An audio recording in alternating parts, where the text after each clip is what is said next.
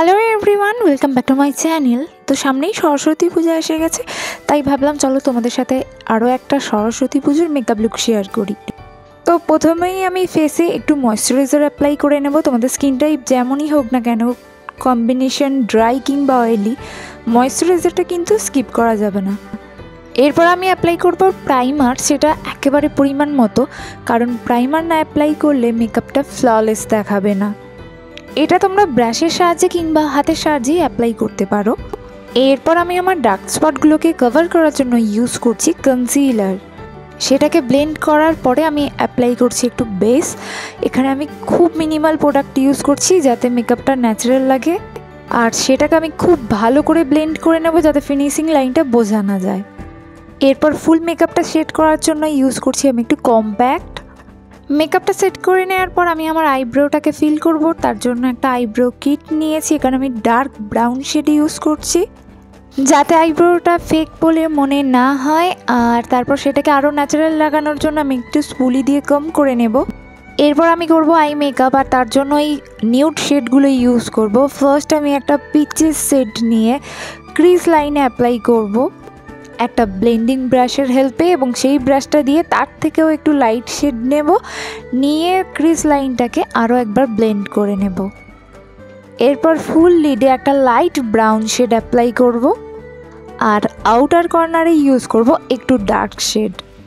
ফুল I মেকআপটাকে একটু highlight বানানোর জন্য হালকা একটু সিমারি টাচ দেবো, তোমরা সেটাকে স্কিপও করতে পারো।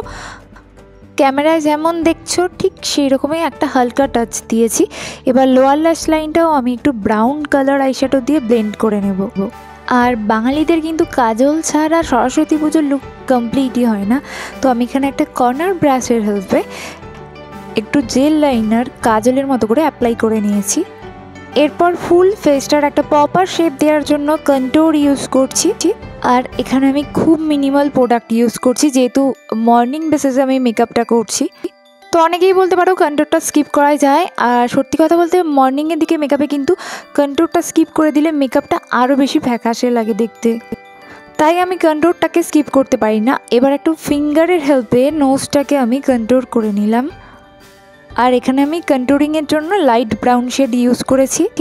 এরপর আমি নিউড শেডের খুব মিনিমাল একটা ব্লাশার অ্যাপ্লাই করেছি।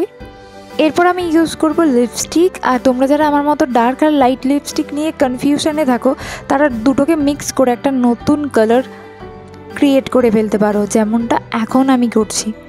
মর্নিংয়ের দিকে আমি ফেক ল্যাশেস একদমই পছন্দ করি না, তাই মাস্কারা অ্যাপ্লাই করে নিলাম। এবার চলো শাড়িটা পরার পালা। যারা যারা সরস্বতী পুজোয় লাল হলুদ সবুজ পরে বোর হয়ে গেছো তারা এই ধরনের কালারগুলোকে চুজ করতে পারো। এই কালারগুলো সব বয়সীদের জন্য একেবারে perfect. Silver, golden, black polish এই সমস্ত ছেড়ে যদি হটকে কিছু ট্রাই করতে চাও তো এই ধরনের জুয়েলারিগুলো ক্যারি করতে পারো। এরপর আমি চুলে লাগিয়ে নিয়েছি একটা জারবেরা। রোজগুলো লাগালে আমার একটু বিয়েবাড়ি ফিল হয়, দ্যাটস ওয়াই আমি এটাকেই চুজ করেছি। আর টিপ ছাড়া কিন্তু শাড়ির লুকটা কমপ্লিটই হয় না, তো আমি একটা ছোট্ট বিন্দি পরে নিয়েছি এখানে। And this is my final look. তো তোমরা আমাকে জানিও যে এই লুকটা তোমাদের কেমন লাগলো, আর ভালো লাগলে সাবস্ক্রাইব করতে ভুলো না। টাটা।